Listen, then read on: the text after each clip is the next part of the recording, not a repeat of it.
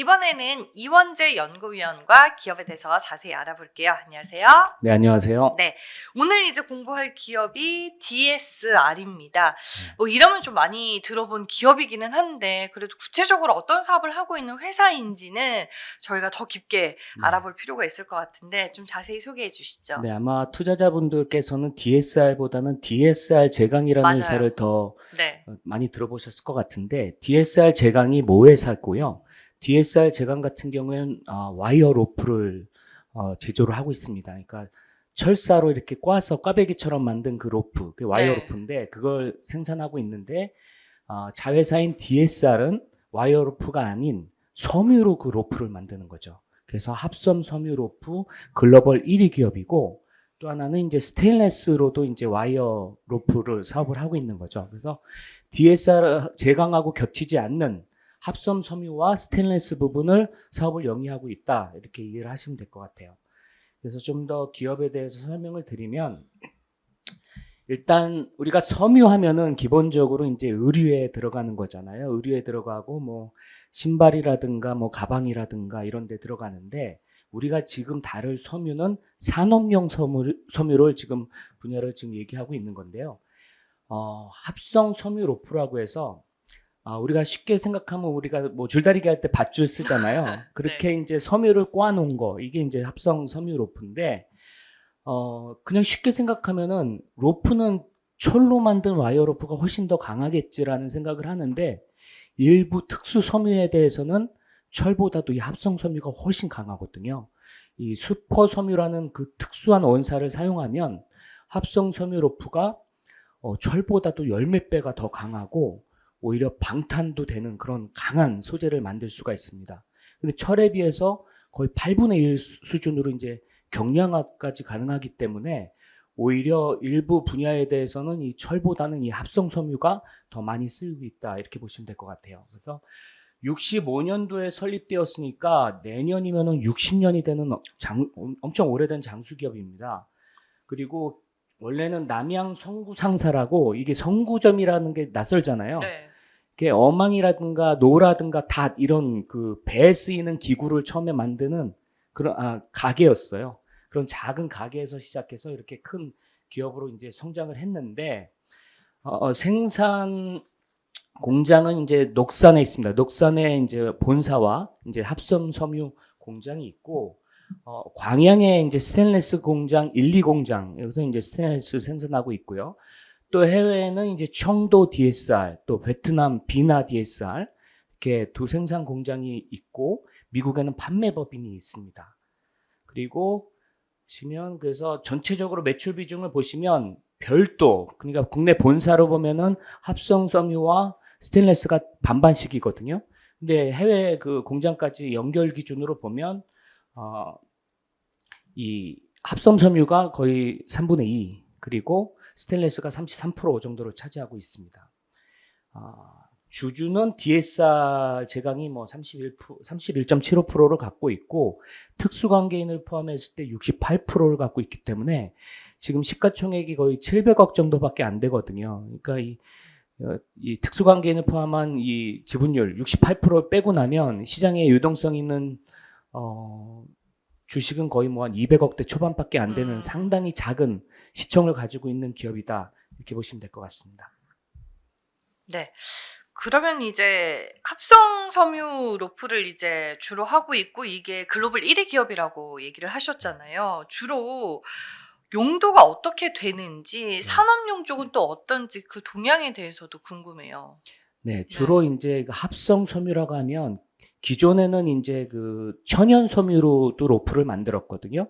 근데 그거보다는 오히려 합성 섬유로 만드는 게 인장 강도라든가 내열성이라든가 여러 가지 강도 측면에서 더 유리하기 때문에 지금은 합성 섬유로 이제 화학 재료를 이용한 그런 소재로 사용하고 있는데, 나일론이라든가 폴리에스터, 비닐, 우리가 비닐론이라는 게 비닐을 말하는 거거든요. 네.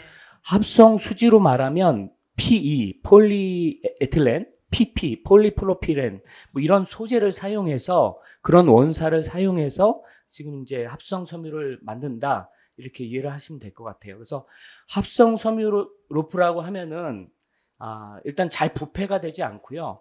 내열성이 좀 부족한, 그 열에 좀 취약한 부분은 있지만 일부 특수 소재의 슈퍼 섬유를 사용할 경우에는 오히려 철보다도 강한 그런 인장 강도와 내열성을 가지고 있다, 이렇게 보시면 될 것 같아요. 그래서 동사도 그 슈퍼맥스라는 그런 슈퍼 섬유를 이용한 그런 고급 그 소재를 개발했는데요, 2000년도에. 이거를 보면은 철보다는 8분의 1 수준밖에 안 되는데 무게가 강도가 철에 비해서 15배나 높다고 합니다. 그래서 예를 들면은 500도씨 이상의 그런 고열도 견디고요. 총알도 뚫을 수 없는 그런 강한 강도를 갖고 있는 이런 소재가 주로 이제 조선 같은 분야, 해양 플랜트라든가 이런 고강도를 요구하는 그런 분야에 이제 쓰이고 있는 거죠. 그래서 전체적으로는 이 합성 로프라는 게 주로 이제 수산업, 양식업 이런 데 쓰이고요. 조선이라든가 토목 건축업, 그리고 레저, 뭐 등산할 때 보면 로프 필요하잖아요. 그리고 농업, 목축업 이런 데 쓰이고, 향후의 성장 동력으로는 이제 해양용, 해양 플랜트라든가 아니면 해상풍력에서 이제 부유식, 해상풍력에 그 무어링 로프라고 해서 이제 계류 정박하는 그런 용도로 이렇게 쓰일 것으로 이렇게 보고 있습니다. 그래서 동사 같은 경우에는 일단 로프가 아주 오래된 산업이고, 중국산이라든가 이제 저개발 국가에서 상당히 이제 저가로 많이 시장을 치고 들어오고 있는 상황이기 때문에 아까 제가 말씀드린 그런 고부가 원사를 이용한 그런 특수 소재를 얼마나 이제 기술을 가지게 되느냐가 상당히 중요한데, 동사 같은 경우에도 이 네덜란드의 DSM이라는 회사로부터 다이니마라는 특수 원사를 독점 공급을 받고 있거든요. 20년 이상 독점 공급 계약을 국내에서 유일하게 맺어가지고 그 섬유를 사용해서 2000년 초반에 이제 슈퍼맥스라는 그런 로프를 개발했습니다. 이게 이제 이 브랜드로서 지금 나가고 있고, 글로벌 시장에서 이게 상당히 영향을 미치고 있는 거죠. 그래서 글로벌 1위, 세계 인류 상품으로 이제 이게 자리매김하고 있는 상황이고요. 글로벌 시장은 지금 한 2조 원 정도 됩니다. 합성 섬유 로프 시장이. 근데 이게 28년까지 2.6조 원 규모로 이제 연평균으로는 4.4% 정도 성장할 걸로 이렇게 기대되고 있는 상황이고요. 글로벌하게 보더라도 업체가 많지 않습니다.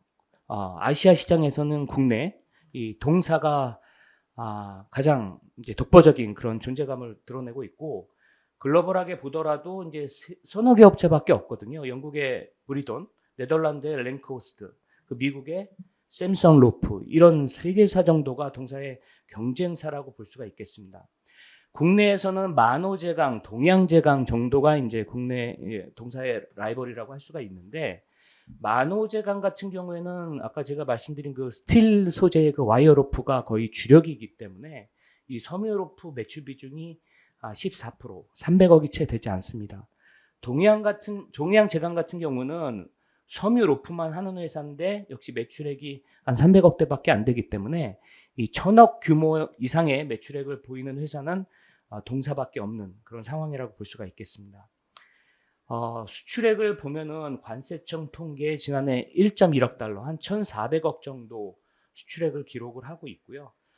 국내 이 합성섬유 로프 3사의 영업이익률을 보면은 DSR 정도만 상당히 높은 수준을 나타내고 있고, 만호라든가 동양제강은 상당히 이제 저수익 기조를 지금 보이고 있는 그런 상황입니다. 다음은 스테인리스 선제 산업에 대해서 좀 말씀을 드리려고 하는데요. 네. 일단 국내 이 스테인리스 선제 산업은 대부분이 2차 가공 산업이거든요. 그래서 스테인리스 선제 산업 동사의 그 원재료는 스테인리스 라드라고 해서 스테인리스 봉입니다. 봉. 그래서 국내에는 유일하게 세아창원 특수광에서 이제 이 소재를 만드는데요. 이게 예전에 그 포스코 특수광입니다. 이게 15년도에 이제 세아그룹이 이걸 인수하면서 이제 세아창원 특수광으로 이름이 변했는데요. 이 업체에서 유일하게 스테인리스 라드를 공급하고, 국내 이제 선제 업체들이 다 그 2차 가공해서 만드는 품목들이 주로 이제 자동차에 들어가는 뭐 스프링이라든가 스테인리스 스프링이라든가 아니면 볼트 너트, 이런 부품 소재들을 만듭니다. 그래서 주로 자동차에 많이 들어가고요. 전기전자, 또 건설 이런데 이제 다양하게 산업에 들어가고 있습니다. 그래서 국내에는 동사의 경쟁사라고 할 수 있는 업체가 이제 고려 특수선제 정도인데요. 2,600억대 매출액을 기록을 했습니다. 그 다음이 이제 2, 3위권으로 이제 DSR 동사하고 이제 세아메탈 정도가 있고요. 나머지 한국선제, 뭐 덕흥제선 이렇게 있는데 이 한국선제 같은 경우에는 스테인리스 부분이 채 100억대밖에 안 되기 때문에 국내 선제 2차 가공업체로는 고려 특수선제, 그 동사 그리고 세아메탈 이렇게 3사 정도만 있다고 보시면 될 것 같은데 주목할 점은 이 세아메탈이 올해 4월에 세아 특수강에서 피합병을 했어요. 네. 세아 특수강이 이제 모회사였고 피합병을 하면서 이 업체가 이 선제 부분의 생산과 판매를 중단했습니다. 그래서 이 업체가 최근에 이 스테인리스 부분에서 동사의 매출액을 넘나들 정도로 이제 성장을 해서 동사는 이제 스테인리스 선제 부분의 2위 업체라고 하는데 사실상 지난해 매출액은 세아 메탈이 더 앞섰거든요. 네. 3위로 밀려난 상황인데 어쨌든 이 업체가 스테인리스 선제 부분의 수익성이 계속 안 좋고 또 니켈 가격의 그 변동성이 지금 심하다 보니까 어쨌든 저부가 기조의 산업이거든요. 그렇다 보니까 세아그룹이 집중하고 있는 이 자동차 쪽에 집중하고자 해서 이 선제 부분은 이제 생산 판매를 중단한 것입니다. 이렇게 되면 아무래도 기존의 그 스테인리스 선제 사업을 영위하고 있는 업체들에는 유리하겠죠. 아무래도 수급이 완화되는 그런 효과가 있을 걸로 이렇게 기대를 하고 있고요. 보시면 지난해 전체적으로 니켈 가격이 전체적으로 원자재 가격이 지난해 많이 빠졌잖아요. 네. 유가도 빠졌고 비철 가격도 빠지면서 이 수급상 이 생산 판매도 지난해 전체적으로 이제 스테인리스 선제 부분이 감소했습니다. 그리고 업체들의 수익성도 전체적으로 이제 하락을 해서 거의 BEP거나 영업 적자를 보이는 업체들이 많았고요. 고려 특수선제, 세아메탈, DSR 매출액 보시면 되겠습니다. 네. 알겠습니다. 스테인리스 선제 쪽도 저희가 알아봤습니다. 여기서는 이제 국내 2위 기업이고요. 그러면 이제 우리가 주요 투자 포인트로 삼을 만한 내용을 좀 자세히 들어봐야 될 것 같은데 어떤 기대 요인이 더 있을까요? 네, 일단 투자 포인트로 4가지 정도를 정리해 봤는데요. 첫 번째로는 이 베트남 공장이 지금 증설되고 있습니다. 아까 제가 서두에 말씀드리기를 베트남 공장이 이제 주로 이제 화학 섬유로프를 생산하는 공장이고요. 주로 이제 원가가 싸다 보니까 베트남에서 생산해서 국내 본사에 이제 제품을 판매해서 또 국내 본사에서는 그걸 상품으로 파는, 그래서 원가를 절감하고자 이제 베트남에 생산 법인을 둔 것인데, 지금 제가 말씀드리기를 스테인리스 부분이 이제 국내에서는 광양에서 생산된다고 말씀을 드렸는데, 이 베트남 공장을 향후에 성장 동력으로 이제 베이스로 삼겠다는 건데, 스테인리스 부분을 광양뿐만이 아니라 베트남까지 지금 사업을 확대하겠다는 겁니다. 그래서 지금 상반기 중에 이미 지금 베트남 공장이 증축에 들어가서 거의 마무리 단계고요. 올해 하반기부터는 스테인리스 선제 시제품을 양산할 걸로 보이고, 내년도부터는 본격 가동에 들어갈 걸로 이렇게 기대되고 있는데, 지금 베트남 공장이 합섬 섬유하고 와이어로프로만 거의 500억에 육박할 정도의 매출액을 보이고 있거든요. 이익은 크지 않지만 500억 정도 매출액을 보이고 있는데, 이게 스테인리스까지 이제 매출이 가세하게 되면은 연간으로 거의 1,000억대 매출도 가능한 규모로 성장할 것이다, 이렇게 기대되고 있습니다. 두 번째로는 이제 특수 섬유로프의 성장성과 수익성에 주목하자라는 내용인데, 글로벌 1위 업체입니다. 글로벌 1위 업체고, 이 섬유로프가 19년도에 이제 세계 인류 상품으로 이제 등록된 상황인데, 지난해 이 업체의 실적이 안 좋았음에도 불구하고 사실상은 이 스테인리스 그 부문이 안 좋았지 합성 섬유 소재 부분은 상당히 좋았거든요. 그 이유가 이 LNG 조선 쪽의 호황 영향이 크다는 겁니다. 특히 이제 조선 쪽이 이거 보시면 수주가 계속 늘어나가지고 맞아요. 지금 수주 잔고가 거의 3, 4년치 쌓여 있다고 하잖아요. 네. 그 중에서도 수주 잔고의 주력을 이루는 선종이 LNG 선박이잖아요.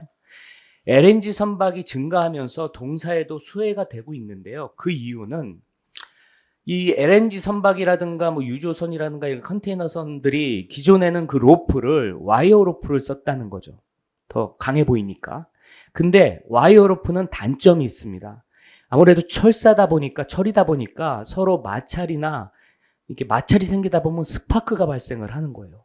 그럼 이게 화재 위험이 있잖아요. 그러면 유조선이라든가 그 탱커, 유조선이라든가 아니면 LNG 선박 같은 경우에는 가스를 다루고 있기 때문에 그런 스파크에 지금 화재 위험이 발생하기 마련이잖아요. 위험하죠. 근데 이 업체가 합성 섬유 로프를 개발했는데 그게 8분의 1 정도로 이제 무게가 가벼운 데다가 강도가 철보다 15배나 강하다. 안 쓸 이유가 없잖아요. 그러니까 LNG 선박들이 최근에는 이 와이어 로프를 특수 섬유 로프로 대체하고 있다. 그래서 이 업체는 기본적으로 90%가 유통상을 통한 판매 비중이 90%를 차지하거든요. 그래서 10% 정도가 이 대형 거래선, 특히 이제 이런 조선 3사라든가 이제 중공업 이런 대형 거래선으로는 직납을 하고 있어요. 그래서 그 10%에 해당하는 직납 비중이 수익성이 상당히 높습니다. 근데 지금 이렇게 조선 쪽이 호황을 보이면서 직납 비중이 계속 높아질 걸로 보이는 거죠. 그래서 그 부분에서 지난해에도 수익성이 이 합선 부분에 상당히 호조로 보였는데 이게 조선 때문이다. 그리고 LNG 선박의 호조 앞으로도 계속 지속될 걸로 보이는데 이 부분에선 수혜가 클 걸로 이렇게 예상을 하고 있습니다. 그래서 보시면 이거는 현대중공업 조선 3사의 LNG 선박 수주 잔량을 보여주고 있는데 21년도에 66척에 불과했던 게 지난해 말에 114척으로 지금 증가를 했고요. 지금 합성 섬유 로프의 제품 가격을 보더라도 계속 올라가고 있습니다. 근데 이 합성 섬유 로프는 기본적으로 화학 소재잖아요. 원료가. 화학 소재라는 것은 기본적으로 유가에 이 제품 가격이 연동될 수밖에 없잖아요. 그렇죠. 그럼 사실상 지난해 이 합성 섬유 로프의 가격은 사실상 꺾였어야 돼요. 유가가 빠졌기 때문에. 근데 이렇게 올라가는 것은 역시 이 조선업종이 화랑을 보이면서 더 높은 가격에 고부가 제품 믹스로 이게 변환이 되면서 가격이 높아졌다. 이렇게 이해를 할 수밖에 없을 것 같습니다. 세 번째 투자 포인트는 해상풍력, 특히 이제 부유식 해상풍력의 수혜주라는 것인데요. 이 합성 섬유 로프 부분에서도 글로벌 1위라고 말씀을 드렸는데 이 앞으로 이제 신재생 에너지 발전 비중이 높아지잖아요. 우리나라도 마찬가지고 전 세계적인 그런 넷제로로 가기 위한 그런 흐름인데 해상 풍력 중에서도 기존의 육상에서 이제 해상으로 바뀌는데 해상 풍력이 그 터빈을 만들 때 보면은 지금 뭐 우리나라에 한 3-4군데 정도 있거든요. 주로 제주도가 또 있잖아요. 네. 그런 게 이제 연근해에 있습니다. 주로 이제 50m, 수심 50m 이내에 그 하부 구조물을 땅에 이제 박을 수 있는 정도의 그런 수심, 5-60m 정도로 보고 있거든요. 네. 그게 넘어가면은 이래서 50m를 넘어가서 뭐 100m 이상 된다. 그러면은 고정식으로 설치할 수가 없습니다. 그러면 부유식으로 해양 플랜트처럼 부유식으로 둥둥 떠다니게 위에서 이제 설치를 하고 밑에다가 케이블을 연결하는 거예요. 케이블을 연결해서 밑에 앵커에 이제 거는 거죠. 그 케이블을 이제 동사가 생산을 하는데 국내 유일한 업체입니다. 그래서 무어링 로프라고 하는데 이 무어링이라는 용어가 이제 계류하다는 배를 정박시킬 때 줄로 잡아주는 그런 역할인데 어쨌든 해상 풍력, 특히 이 부유식 해상 풍력이 발전할수록 동사의 수혜는 커질 걸로 이렇게 보고 있습니다. 아까도 말씀드렸지만 아시아권에서는 동사가 독보적이고 글로벌 업체로 보더라도 아까 그 영국의 브리던, 네덜란드 랭크호스트, 미국의 샘슨 이렇게 몇 개 업체만 가능하기 때문에 수혜가 커질 걸로 이렇게 보고 있고요. 신재생 에너지 발전 비중이 우리나라가 지금 10차 정기본까지 나왔잖아요. 올해 11차가 이제 나올 텐데 신재생 발전 비중이 23년도에 21%대, 2030년이죠. 그리고 2036년에 30%대로 올라갈 걸로 이렇게 보고 있는데 그 중에서도 지금까지 그 건설 프로젝트 허가난 걸 보면은 해상풍력이 47개 프로젝트가 이제 허가가 났는데 이게 16.7기가입니다. 그래서 전체 허가 용량이 지금 24.5 기가와트 정도 되는데 그 중에서도 해상풍력이 68%를 지금 차지합니다. 거의 신재생으로 기존에는 이제 태양광이 이제 어느 정도 컸었는데 앞으로는 신재생으로 늘어날 그런 발전 용량의 거의 70%에 육박하는 정도가 이제 해상풍력에서 일어날 걸로 보고 있고, 또 해상풍력은 지금 빨리 발전하지 못하는 이유가 주민 수용성의 문제가 있거든요. 양식 뭐 수산업을 하는 그 어민 입장에서는 그게 탐탁치가 않잖아요. 그 수산업이 피해를 줄 수도 있고, 또 그 소음이 많이 발생하다 보니까 그런 문제도 있고, 또 우리나라가 삼면이 바다지만 인근 바다보다는 사실상 원거리로 나갔을 때, 깊은 바다로 나갔을 때 풍량이 더 바람이 세기가 커지고 하면서 발전에 더 효율적이거든요. 그렇기 때문에 앞으로는 해상 풍력 중에서도 이 부유식으로 대규모 프로젝트가 진행될 개연성이 상당히 높다. 이렇게 보면은 더 동사의 수혜가 커질 가능성은 커질 걸로 보고 있고, 이미 국내에서 그 부유식 해상 풍력에 대해서 프로젝트가 이미 시작을 했습니다. 울산 앞바다에 이름이 재밌는데요. 귀신고래 풍력 발전이라고, 이게 1, 2, 3호기가 이미 발전을 시작했습니다. 발전을 시작한 게 아니고 지난해 11월에 현대중공업에서 이미 EPC 사업자로 이게 우선 협상 대상자로 선정이 되면서 사업이 본격화되고 있는 상황이에요. 그래서 28년도에 제3기가 이제 준공될 예정이고 1, 2기는 2031년까지 이 사업을 시작으로 부유식 해상풍력이 계속 진행될 예정이다. 이렇게 이해를 하시면 될 것 같습니다. 그리고 글로벌하게 보더라도 지난해 말 기준으로 75기가와트 그 해상풍력 시장을 이제 보이고 있는데요. 이게 앞으로 5년 이후에 2028년까지 214기가와트로 3배, 5년간 3배 정도 증가할 걸로, 성장할 걸로 이렇게 기대가 되고 있습니다. 마지막 투자 포인트로는 아까도 서두에 간단히 말씀을 드렸지만 어쨌든 이 스테인레스 선제 사업자인데 국내 2위 업체에 있는데, 국내 2위 2, 3위권 업체였는데 이 경쟁하던 세아메탈이 시장에서 이 선제 부분에서 사업을 중단했다는 것이죠. 그래서 어쨌든 이 스테인레스 선제 사업이 그동안 저수익성 기조를 보였고, 하지만은 이 경쟁하는 업체가 지금 시장에서 사라지면서 어쨌든 시장의 수급은 상당히 완화될 개연성이 높다. 그렇게 되면 가격 결정력도 훨씬 더 높아질 수 있고요. 이 부분에서 수혜로 보고 있습니다. 네. 투자의 관점에서 어떤 기회 요인이 존재하는지 저희가 투자 포인트로 한번 싹 정리를 해봤습니다.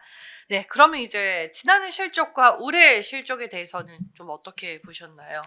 네, 지난해 실적이 뭐 매출액도 20% 정도 감소를 했고 영업이익도 32% 정도 감소를 했는데요. 네. 기본적으로 합선 부분은 유가의 영향을 받고 있고 이 스테인리스 부분은 니켈 가격의 영향을 받고 있는 거죠. 그래서 지난해 이제 둘 다 가격이 하락세를 보이면서 제품 판가가 하락한 영향이 있었고, 또 제품 판가가 하락하다 보면은 수익성이 위축되는 게 또 판매량 자체가 위축되거든요. 왜냐하면 원 소재 가격은 계속 높게 들어왔는데 계속 단가가 하락하다 보니까 물량을 많이 팔 수도 없는 거죠. 그래서 판매 자체가 위축된 그런 영향에 따라서 지난해 이제 수익성이 안 좋았는데요.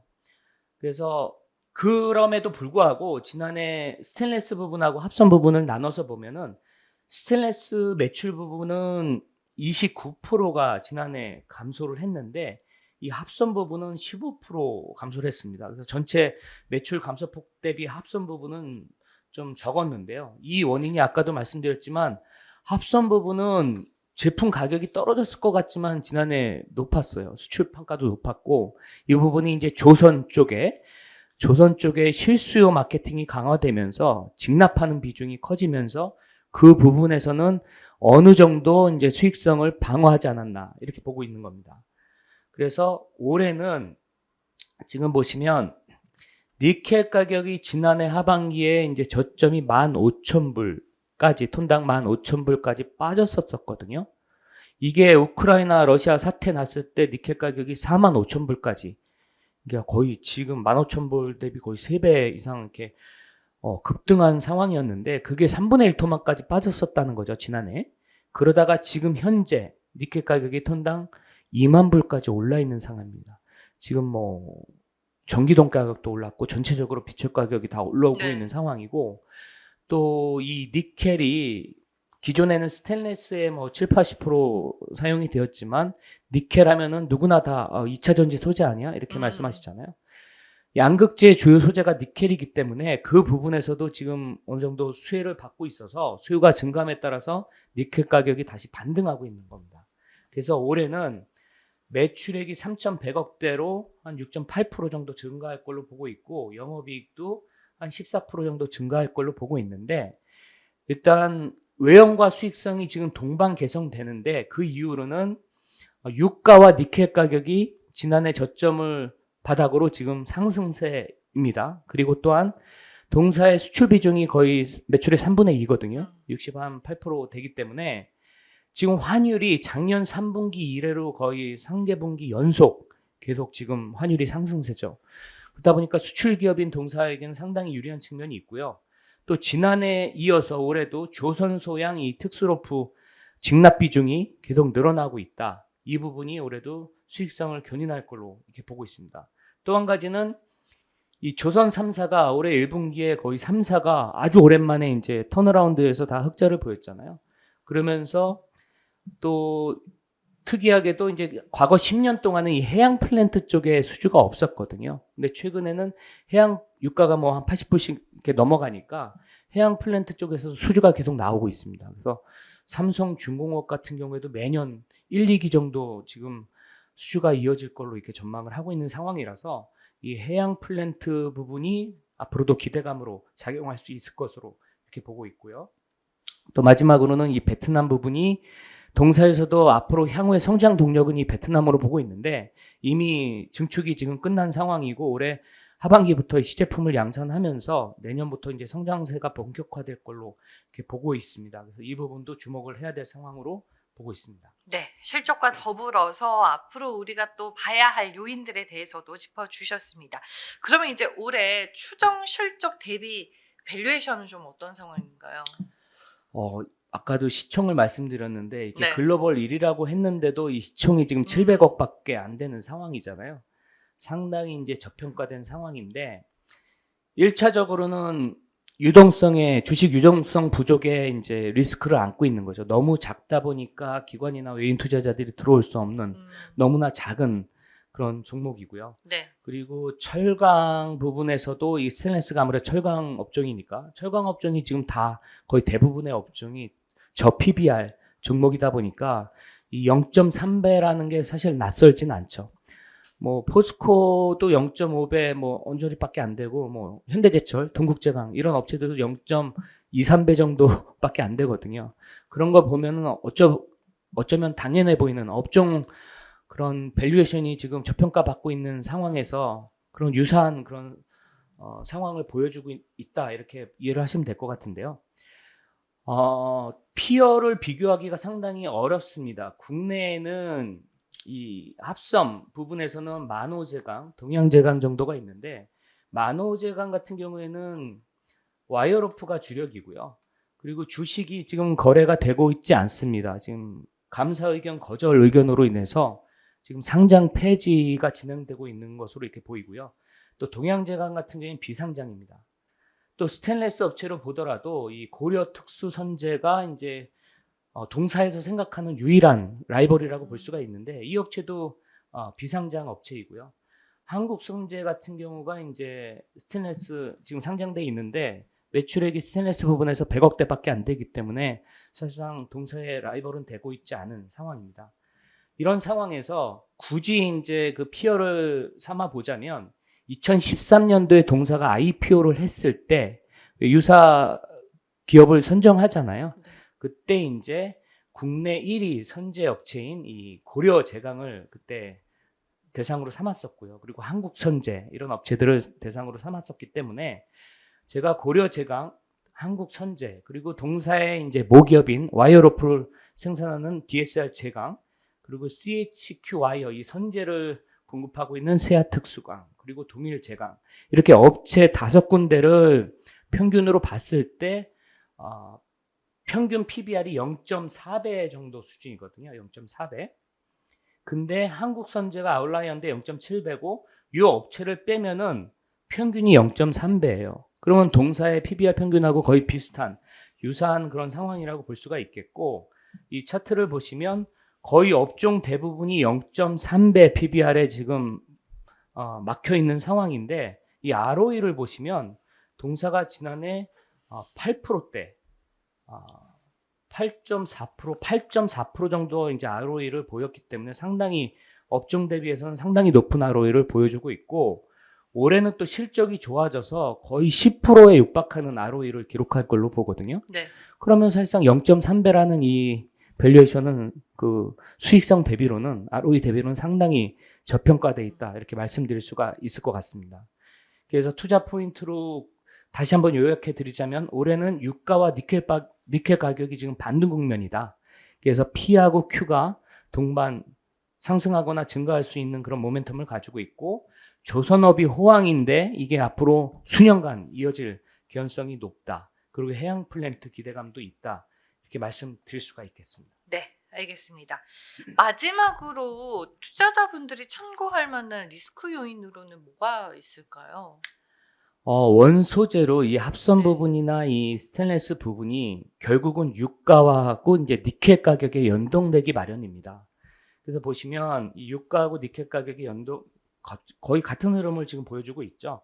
이렇게 보여주고 있는데 이거는 평균 가격 기준으로 본 거고 스팟 가격 기준으로 보면은 니켈 가격의 그 변동성이 훨씬 크거든요. 아까도 말씀드렸지만 러시아 우크라이나 사태 때 45,000불 갔던 게 또 3분의 1 토막 나서 15,000불 갔다가 지금 2만 불 가고 있는데 이런 상황에 스테인리스 가격이 결국은 니켈 가격에 연동하기 마련이라서 가격을 점검만 잘 하자면 뭐 수익성이 유지가 될 수가 있겠지만 지난해 제가 스테인리스 업체들의 수익성을 보여드렸지만 거의 다 저수익성으로 영업 적자를 보였거든요. 이 부분은 결국은 니켈 가격이 떨어지면서 스테인리스 가격이 하락하니까 그런 영향을 보여준 건데 이 니켈 가격의 수급이 문제입니다. 니켈은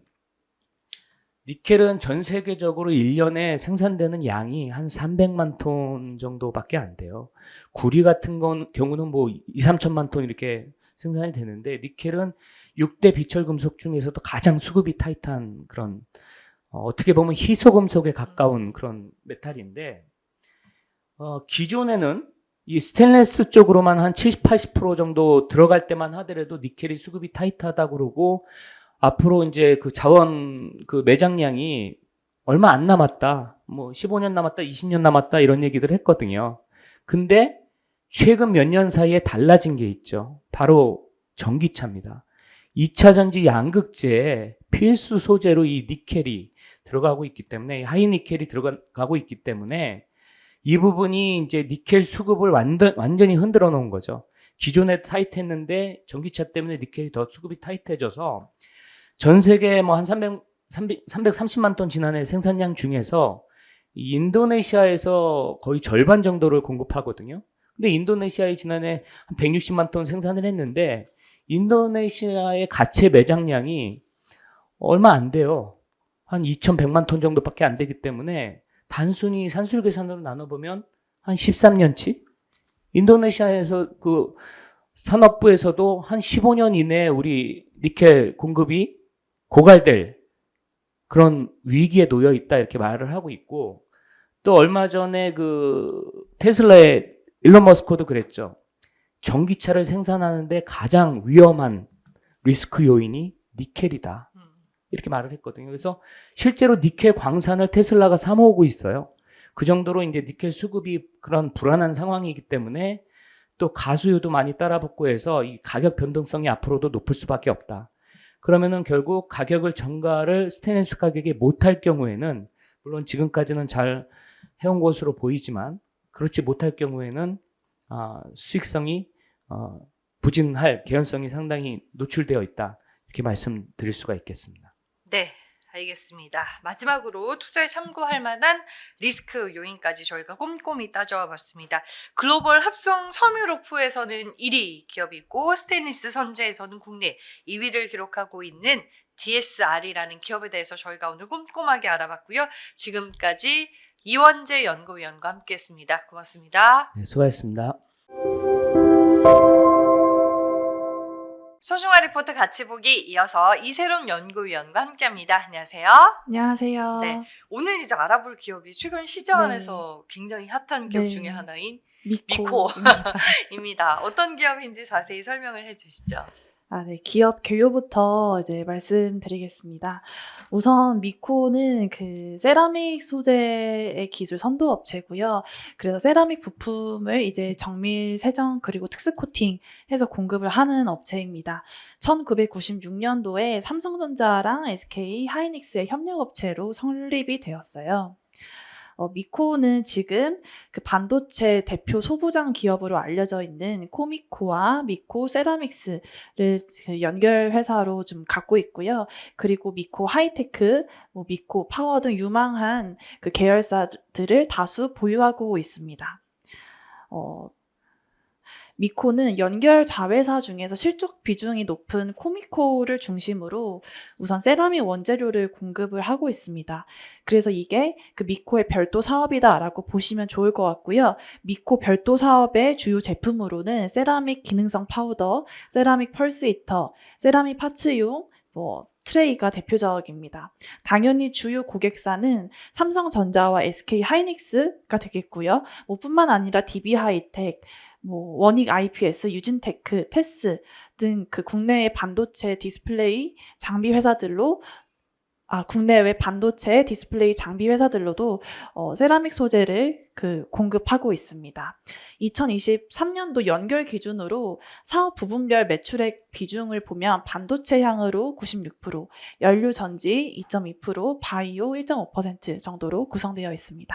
네, 그야말로 이제 세라믹 소재 기술 쪽에서는 선도 업체다라고 네. 볼 수 있을 텐데 반도체, 전공정, 후공정 다 네. 따졌을 때 이쪽 산업의 현황과 전망에 대해서는 어떻게 저희가 봐야 될까요? 네. 우선 반도체 전반적으로 지금 업황을 말씀드리면 네.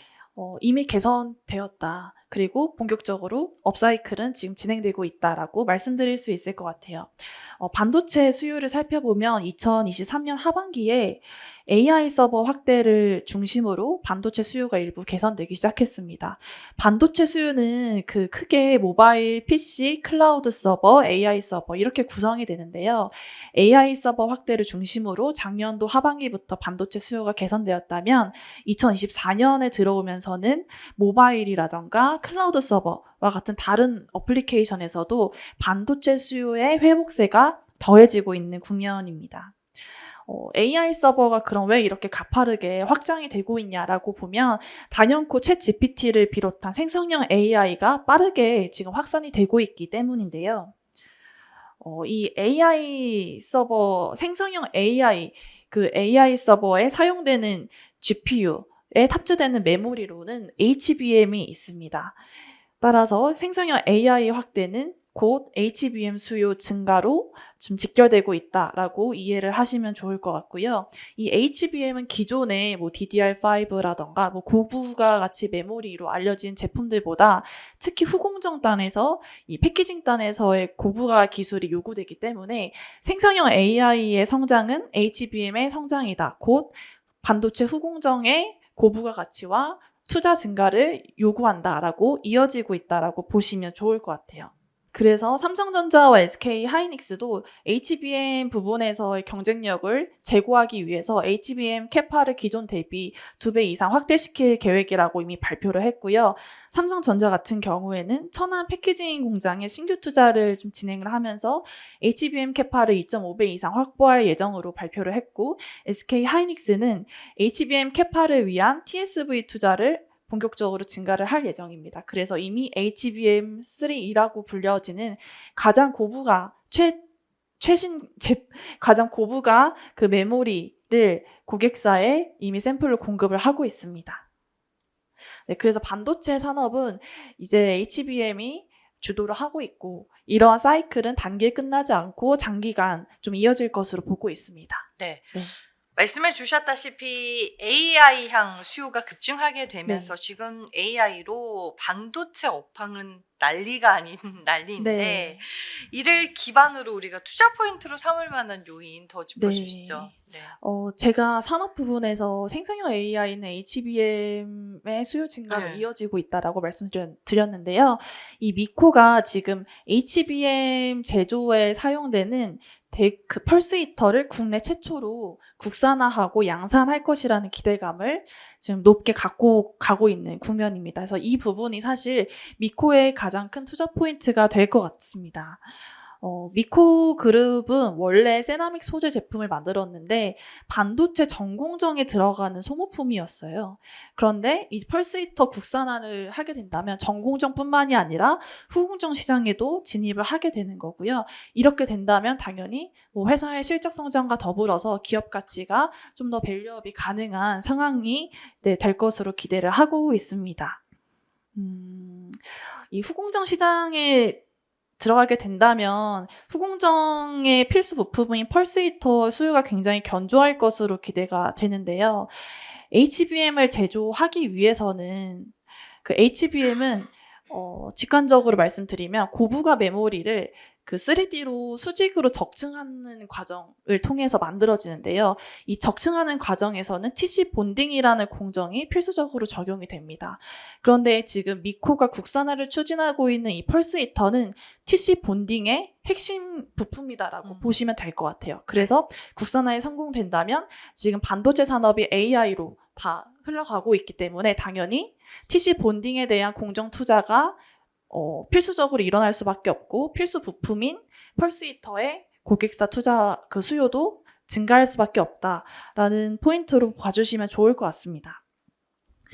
현재 이 펄스 히터는 일본과 대만 업체의 전량 수입에 의존하고 있습니다. 그러면 일본 업체의 펄스 히터의 특징에 대해서 간략하게 말씀드리면 일본산 펄스 히터는 실리콘 카바이드 소재로 만들어지고 있는데요. 미코가 이제 국산화를 추진하고 있는 펄스 히터는 질화 알루미늄 소재를 기반으로 하고 있습니다. 그 일본 업체의 그 실리콘 카바이드 소재의 펄스 히터는 300mm 수준으로 사이즈가 좀 작은 편이거든요. 그래서 고객사가 이 TC 본딩을 하는 과정에서 펄스 히터를 다회 스탬핑을 해야 합니다. 사이즈가 작기 때문이고요. 그런데 미코가 국산화를 하고 있는 지금 질화 알루미늄 소재 기반의 펄스 히터는 일본산 제품보다 훨씬 더 사이즈가 큰 대구경 웨이퍼 사이즈 규격에 맞춘 제품이기 때문에 일본산 제품이 사이즈가 작아서 그 HBM TC 본딩 과정에서 이 펄스 히터를 다회 스탬핑을 했다면 이 미코가 만들고 있는 제품은 사이즈가 크기 때문에 단회 스탬핑으로도 HBM을 만들 수 있다라는 장점을 갖고 있습니다. 이렇게 된다면 고객사 입장에서는 우선 그 생산 원가 절감이 될 수 있다라는 부분에서 경쟁력을 갖게 되고요. 또 이 지금 일본에서 수입하고 있는 실리콘 카바이드 소재의 펄스 히터가 굉장히 가격이 비싼 것으로 알고 있는데 이 질화 알루미늄 소재를 사용할 경우에는 원가 경쟁력을 통해서 고객사한테 조금 더 저렴한 가격으로 판매를 할 수 있게 됩니다. 그래서 고객사는 매입 원가도 이제 줄어들 수 있고 그리고 그 다회 스탬핑에서 단회 스탬핑으로 이제 방식이 바뀌면서 생산 원가를 절감할 수 있다라는 점이 고객사가 이제 갖게 되는 경쟁력이 될 것으로 생각을 하고 있습니다. 미코는 지금 이 펄스 히터를 양산하게 될 경우에는 국내 소부장 업체 최초로 전후 공정에 필요한 히터를 모두 제조하는 업체가 되고요. 이 펄스 히터는 다른 그 소부장 업체들이 만들고 있는 부품처럼 소모성 부품이기 때문에 이 양산이 될 경우에는 중장기적으로 안정적인 실적 성장세에 크게 기여하는 제품이 될 것으로 전망되고 있습니다. 네, 알겠습니다. 펄스 히터 그리고 이제 질화 알루미늄 펄스 네. 히터가 가지고 있는 장점에 대해서 저희가 이제 주요 투자 포인트로 한번 정리를 해봤습니다. 실적 측면에서 올해 이제 기대할 만한 수치가 또 있을지. 네. 우선 연결로 봤을 때 올해 매출액은 전년 대비 40% 가까이 증가하는 5,411억 원을 기록할 것으로 전망을 하고 있고요. 영업이익은 전년 대비 300% 이상 증가한 849억 원을 기록할 것으로 이제 기대를 하고 있습니다. 그래서 올해 미코는 실적 턴어라운드가 가능한 대표 반도체 업체라고 봐주시면 좋을 것 같아요. 이 올해 실적이 이렇게 가파르게 좋아지고 있는 주요 요인은 핵심 연결 자회사인 코미코가 실적 성장이 굉장히 빠르게 되고 있기 때문에 코미코 연결에 따른 실적 성장 수혜가 가능할 것으로 보고 있고요. 이 자회사 효과뿐만 아니라 미코가 별도로 운영하는 그 별도 사업에서도 세라믹 파우더를 기존 고객사뿐만 아니라 신규 고객사로 조금 더 매출처가 다변화되면서 별도 사업에서도 매출 성장이 동반될 것으로 기대되고 있습니다. 미코는 그 2023년 연결 영업이익률을 사실 최저점 수준을 기록을 했는데요. 올해 같은 경우에는 반도체 사업 회복에 따른 외형 성장으로 전년 대비 10%포인트 이상 개선된 15.7%를 기록할 것으로 전망하고 있습니다. 네. 그러면 이제 밸류에이션 측면에서 기업 가치도 네. 우리가 상승을 기대해 볼 수 있을까요? 네, 미코의 지금 시가총액은 올해 추정치 기준으로 PER 20배 중반에서 거래가 되고 있습니다. 저희가 자료를 발간하고 나서도 좀 높은 주가 상승률을 지금 기록을 하고 있는데요. 네. 저는 좀 추세적으로 미코의 주가 상승률이 올해 좀 지속될 것으로 판단을 하고 있습니다. 사실 2023년도에 미코의 주가 흐름이 굉장히 부진했습니다. 그 요인을 말씀드리면 우선 2023년도 7월 달에 미코가 자회사인 미코 세라믹스 지분을 코미코로 매각을 했습니다. 그래서 코미코와 미코의 시가총액의 갭 차이가 좀 많이 벌어진 상태였고요. 이 미코 세라믹스가 굉장히 유망한 자회사였기 때문에 유망 자회사 지분 매각에 따른 미코의 기업 가치 할인이 작년도에 좀 불가피했다라고 봐주시면 좋을 것 같아요. 그럼에도 올해 추세적인 기업 가치 회복을 전망하는 이유는 우선 올해 봄에 투자주의 환기 종목에서 해제가 되었기 때문에 작년보다 수급 부담 완화 측면에서 굉장히 좋을 것으로 기대가 되고 있고요. 그리고 올해 주요 계열사인 코미코와 미코 세라믹스의 실적 성장이 미코의 연결, 매출액과 영업이익 성장으로 좀 도움이 될 것으로 기대를 하고 있고 미코가 별도 사업에서 지금 개발 중인 HBM향 펄스 히터 국산화 모멘텀이 미코의 기업 가치를 강하게 드라이브할 것으로 기대하고 있습니다. 또 일단 올해 가장 중요한 실적 턴어라운드가 지금 가시화되고 있기 때문에 기업 가치 회복이 좀 필요하다고 판단하고 있습니다. 네. 이제 연구위원님의 얘기를 쭉 들어봤을 때는 우리가 딱히 걱정하거나 고민할 네. 부분은 없을 것 네. 같다라는 생각이 들기는 하는데 그럼에도 불구하고 마지막으로 리스크 요인 좀 네. 꼽아볼게요. 네. 미코의 연결 실적에서 사실 80% 이상, 90% 가까이가 코미코와 같은 연결 자회사 실적에서 발생을 하고 있거든요. 네. 그래서 이렇게 좀 사업을 굉장히 잘하고 있는 똘똘한 자회사가 있기 때문에 사실 매출액과 영업이익과 같은 펀더멘털과 직결되는 수치들은 미코의 실적 추정을 하는 거에 있어서 굉장히 좀 많은 도움을 주고 있습니다. 반면에 그 영업 외단에서는 뭐 연결